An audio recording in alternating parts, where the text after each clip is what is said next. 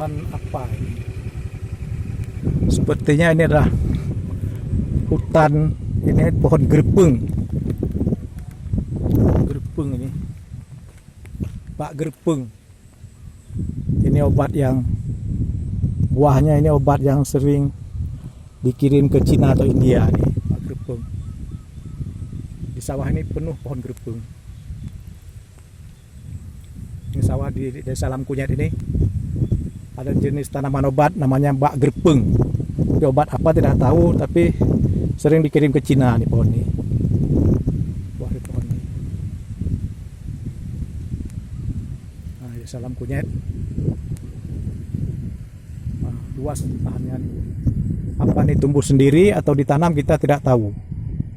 Ini di sawah ini tumbuh pohon ini, apa tumbuh sendiri setelah musim sawah atau setelah musim sawah tumbuh pohon ini. Nah, ini jadi pohonnya di pinggir jalan juga tumbuh.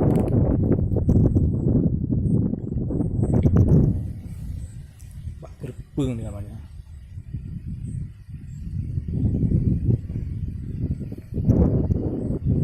Luas sekali tumbuhnya.